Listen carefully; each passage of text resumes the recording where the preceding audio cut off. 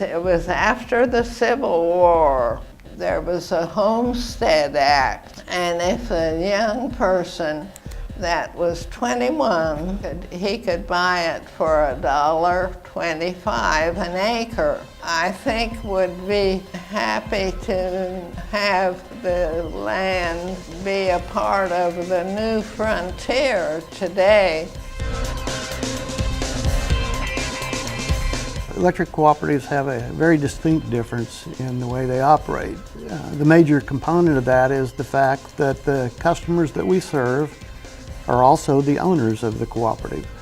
The members have been reading lots of information about different types of solar and other renewable products that are out there. They don't always understand exactly how it works. They sometimes think that it's free, which of course it's not. It takes a large investment to try to capture those free resources. The members of KEPCO have always been very thoughtful about their power supply. And with the nuclear plant that was built some 30 years ago, with allocation of our hydro resources that we get from the federal government, and now with our purchases of wind through our purchase power agreements and our ownership in our solar farm, we receive over 50% of the energy requirements to serve our members' load comes from non-greenhouse gas emitting resources. So we've seen an explosion of solar across the country over the last really 10 years or so, 8 or 10 years. And as the number of solar installations that have been built across the country has increased, the economics of solar have really improved. So we've seen costs for solar installations come down by several factors. And so when we built this farm, we really wanted it to be an integral part of our mix. We also wanted to do something on a scale that was something manageable, something we could design, engineer, build ourselves, and really integrate it into our system as something that allowed the board, the staff, the folks we've worked with across NRECA and others to really get the experience of building solar so that we can leverage this first experience toward the future for solar. The KEPCO staff presented the idea of solar power as part of our generation mix to the board. KSI, Mark Barbie, and his group presented some basic information about community solar to the board. And at that time, then the board decided that they wanted more information. You know, for the longest time, solar was thought of to be more expensive, and the cost of the solar panels and those kinds of things have come down.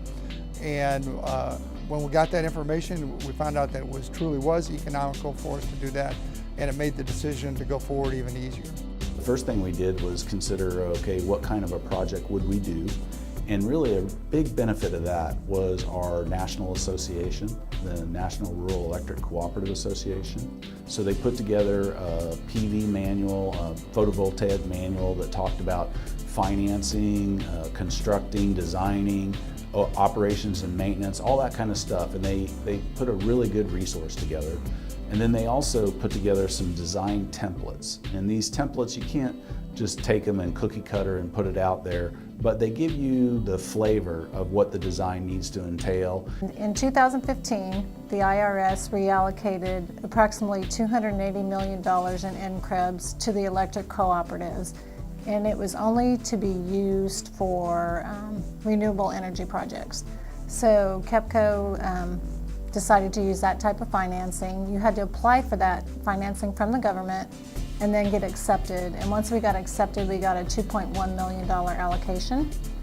And then we used CFC, Cooperative Finance Corporation, to finance those bonds.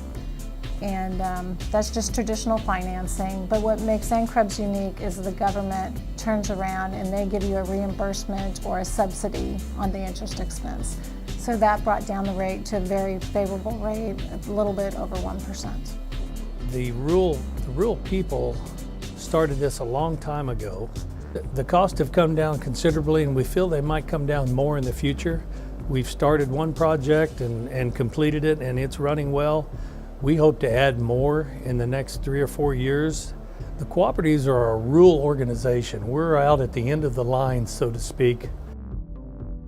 Everybody out there, most people are very rural, and they've been doing a lot of these projects On their own, they can't really do it, but together as a cooperative, they can do it together and build a force that will be viable for the future.